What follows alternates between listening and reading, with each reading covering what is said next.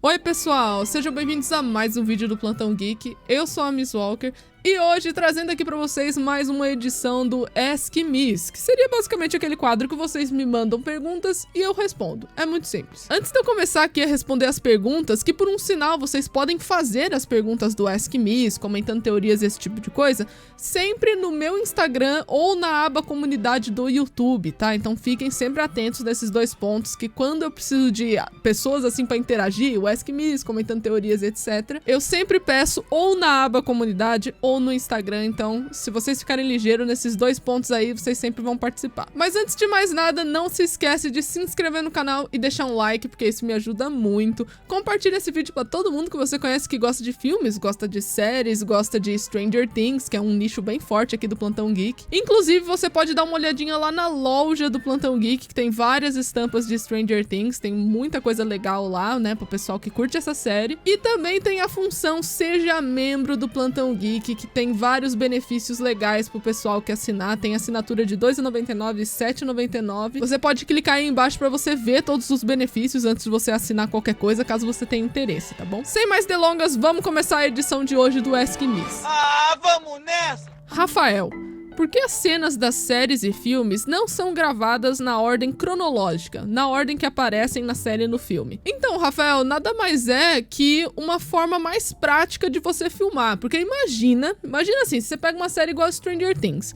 A quarta temporada de Stranger Things, eles gravaram em alguns locais que são muito afastados um do outro. Como, por exemplo, a parte da Rússia foi gravada na Lituânia, a parte da Califórnia foi gravada no Novo México, porque é muito caro gravar na Califórnia, então o Novo México precisava de calor, deserto, etc. Novo México dava. E é claro que eles continuam gravando em Atlanta, que é onde, assim, é o polo de Stranger Things, né? Onde tudo acontece. Imagina você assistir ali, sei lá, o segundo episódio de Stranger Things, aí tem as cenas na Lituânia, tem as cenas na Califórnia, no Novo México e depois tem as cenas em Atlanta. Por que você vai gastar dinheiro levando o pessoal da produção inteiro? Porque pense assim, quando você for gravar e tudo mais, você vai estar pagando todo mundo da produção, mais os atores, pagando transporte, pagando translado, né, entre o set e um outro, pagando passagem de avião pra galera, pagando hotel, casa, Airbnb, qualquer coisa assim para as pessoas ficarem, pagando alimentação. Então imagina você pegar tudo isso, tirando equipamento, estruturas, né,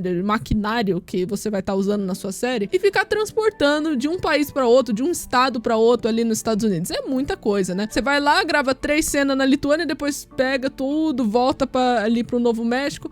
Muito trabalho você ficar fazendo isso. É mais fácil você montar um acampamento, gravar o que você precisa e depois ir para outros lugares. Tem vezes que, às vezes, vai ser núcleos tão diferentes, como por exemplo o pessoal da Califórnia e o pessoal de Hawkins. A única pessoa em algum momento que gravou nesses dois plots foi o Mike. E o Mike apareceu um pouquinho ali no plot de Hawkins, ali no primeiro episódio, e depois foi pra Califórnia. Mas de resto, essas pessoas ficaram separadas durante a temporada toda, o que significa que você pode gravar tanto em Atlanta quanto no Novo México ao mesmo tempo, porque não tava usando os mesmos atores, eram 2 acampamentos que aconteciam simultaneamente. Isso fez com que a série chegasse mais rápido até você, né? Apesar de muitos problemas que deu ali no caminho por falta de organização, mas a série chegou mais rápido. Imagina se tivesse que esperar. Então é por isso que geralmente eles não gravam em ordem cronológica. Você tem algumas produções que sim gravam em ordens cronológicas e tudo mais, só que é muito raro, viu, gente? É porque você só vai gastar dinheiro se você não gravar dessa forma. E é bem mais prático você separar o seu roteiro por locação do que por ordem cronológica. E a Lance,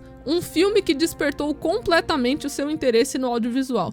Olha, eu diria que a saga de Senhor dos Anéis e o filme Titanic foram filmes, assim, que foram muito responsáveis por despertar esse meu lado do trabalho de audiovisual. Porque quando eu assistia, eu ficava pensando, como é que eles fizeram isso? Eu via, sei lá, uma cena de batalha do Senhor dos Anéis, eu falava, eu sei que esses bichos não existem. Como é que a pessoa tá desse jeito, né, maquiada assim e tal?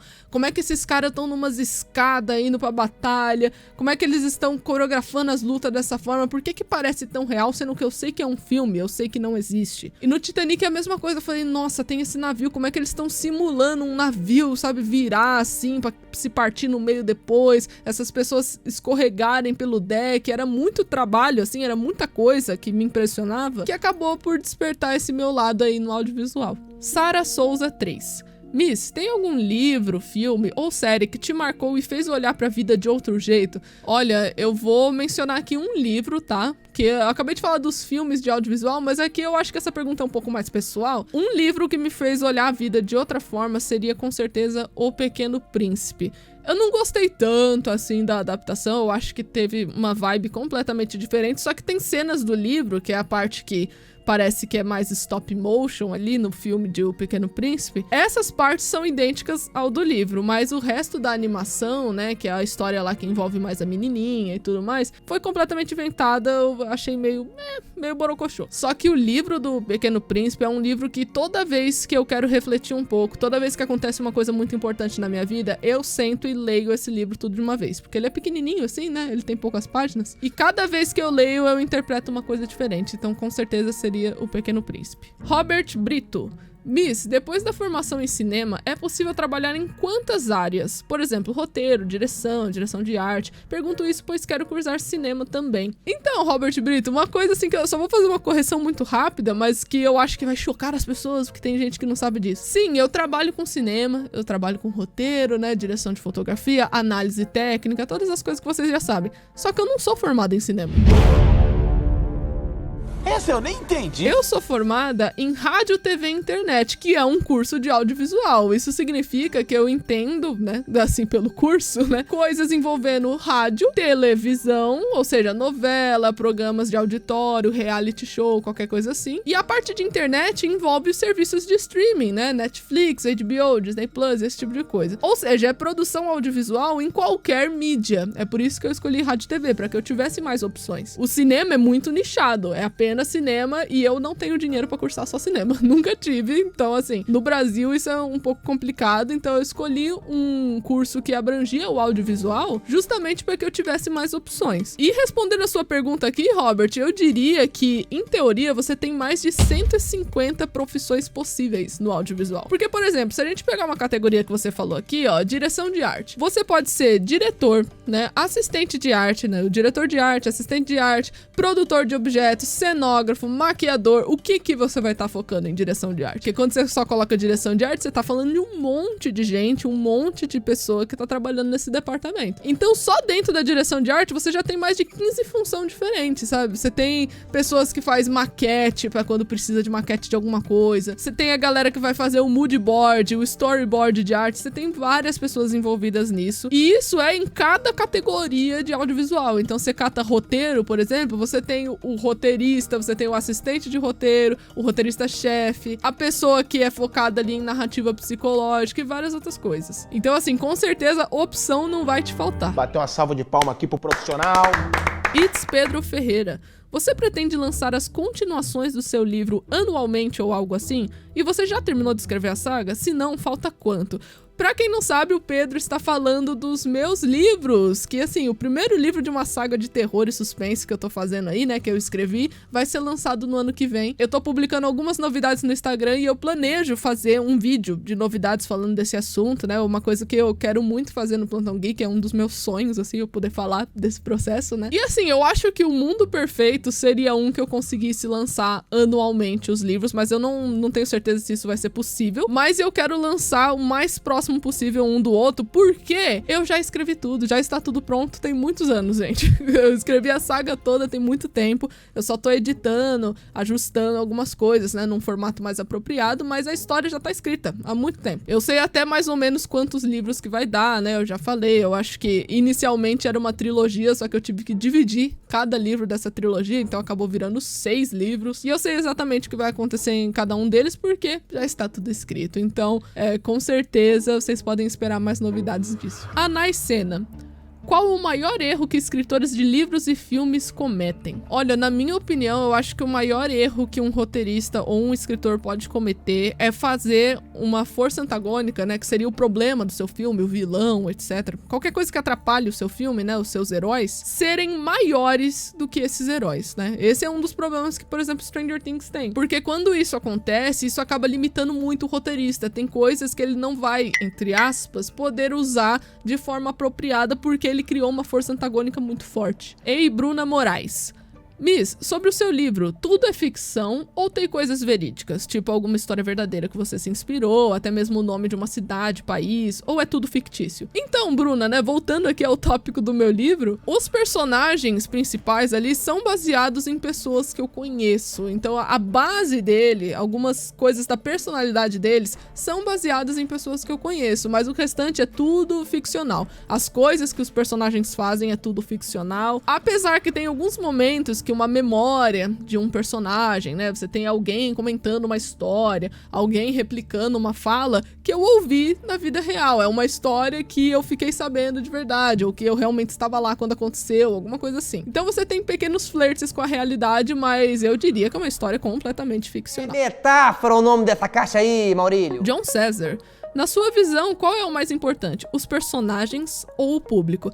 Eu diria que um não existe sem o outro, porque se você cria personagens incríveis e não tem o público, esses personagens não vão ser mostrados pra ninguém. Simples assim, né? Ninguém vai conhecer o seu personagem incrível, né? Que talvez você tenha uma coisa muito legal pra você falar através desses personagens, só que ninguém vai ouvir, porque você não tem público. E você não pode somente ter o público e não ter personagens bons, porque senão o público não vai se relacionar com eles e não vai passar toda a sabedoria, todos os conhecimentos, toda a história que aqueles personagens vão estar vivendo adiante, né? Você vai ter muita gente vendo pra uma coisa vazia. Vinícius Farias. Miss, será que quando acabar ST, eles vão fazer um reboot ou uma nova temporada com eles mais velhos? Então, Vinícius, reboot talvez, né? Eu acho que daqui a uns 20 anos pode ter de novo eles querendo recriar a história de Stranger Things com os mesmos personagens, tipo, desde a primeira temporada, sabe? Fazer tudo de novo com um novo elenco, porque não, isso já aconteceu antes na história, né? Mas eu acho que uma nova temporada com eles mais velhos, filmes com eles mais velhos, eu acredito que não,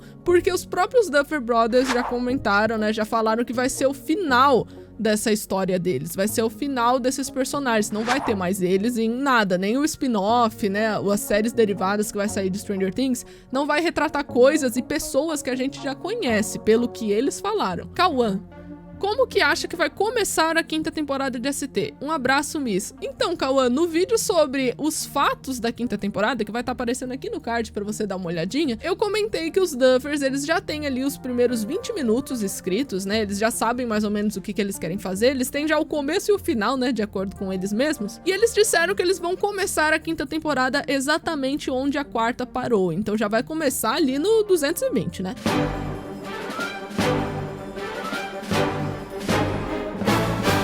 Você passa pano pro Billy? Jamais. Eu não entendo quem passa pano também, porque pra mim, você ter uma vida sofrida enquanto você fazia um monte de caca, não devia ser justificativa de nada. O seu passado não representa o seu presente, né? Que fique muito claro, porque já tem até aquela frase bem popular, né? Que passado é lugar de referência e não de permanência. Então, se a pessoa tem um passado sofrido, um passado que aconteceu um monte de coisa com ela, e isso fez com que ela se comportasse mal no dia de hoje, poxa, isso é triste pra ela, mas as coisas que ela fez continuam ali, né? Pra mim, passar pano pro Billy, eu acho que seria o equivalente a você passar pano pra, sei lá, um serial killer aí, um cara que fez um monte de calamidade, porque ele teve uma primeira infância complicada, ele teve umas coisas assim, dane-se, né? Fez os crimes, fez um monte de coisa errada, continua errado. Achou errado, otário! Gabriel.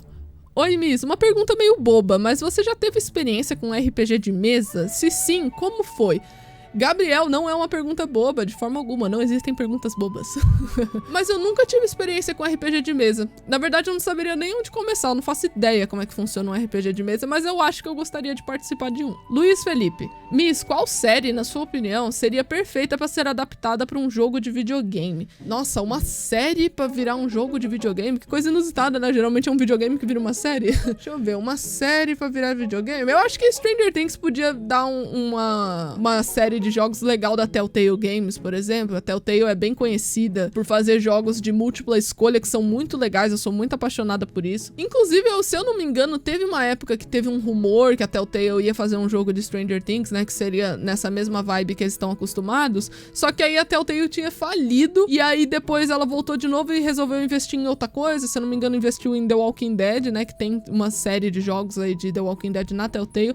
Então eu acho que talvez Stranger Things daria uma boa série, assim, de jogos pra gente jogar por aí, porque eu acho que seria bem legal. João, Miss, o que mais te atrai numa narrativa?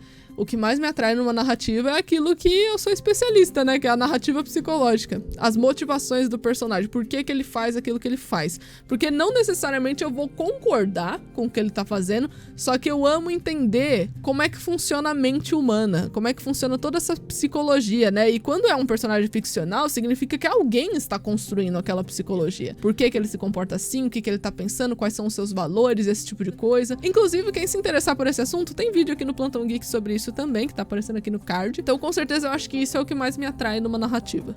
Arthur Knorr. Miss, terminei de ler Carrie e fiquei curioso pra saber qual é o seu livro, filme favorito do Stephen King e por quê. Amo seu canal. Obrigado, Arthur. Valeu pelo seu apoio. Eu acredito que livro e filme, neste caso, os dois é o mesmo aqui, que seria O Iluminado.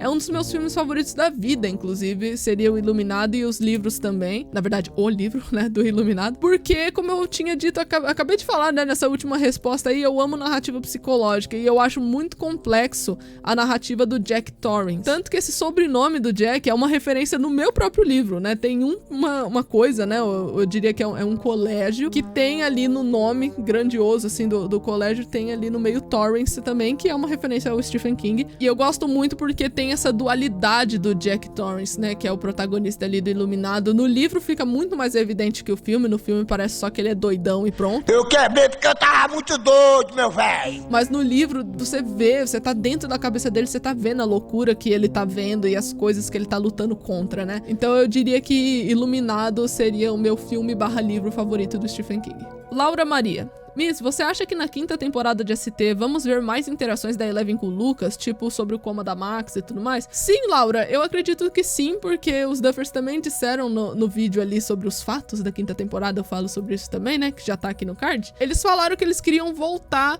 com o Core 4, né, que seria Eleven, Mike, Lucas e Dustin. Então, como vai voltar essa dinâmica, eu acredito que seja possível sim ter interações da Eleven com o Lucas. Starlist.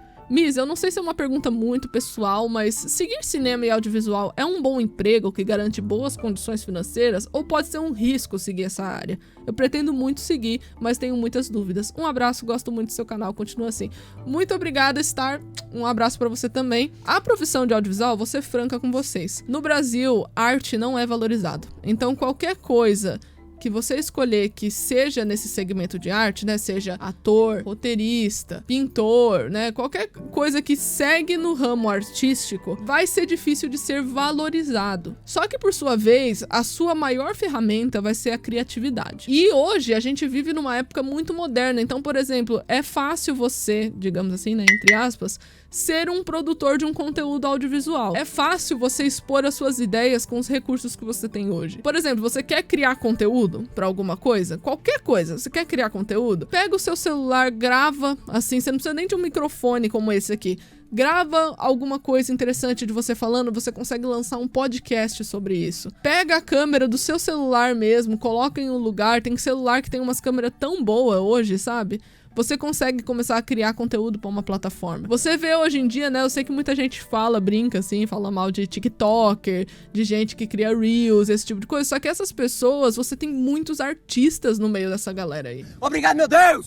Eu não diria que existe uma profissão que garante boas condições financeiras, porque nenhuma profissão garante boas condições financeiras. Eu acho que você tem que aplicar a sua dose de responsabilidade, o seu trabalho, a sua criatividade, ou então o requisito da profissão que você escolheu, né? Para que você consiga boas oportunidades. Você tem que ser, assim, comunicativo, você tem que aproveitar as oportunidades que te aparecem para que você seja visível. Você tem que se colocar lá fora, sabe? Então, assim, eu não posso falar que audiovisual garante uma boa condição financeira, porque eu vou estar mentindo, né? Na minha opinião, não tem profissão que garante alguma coisa. Se você não fizer a sua parte, você não vai ter. Simples assim. E também acredito que, assim como toda profissão, há um risco, sim, porque se você não soubesse comunicar na profissão de comunicação, né? Porque audiovisual é uma profissão de comunicação. Então, o que é esperado?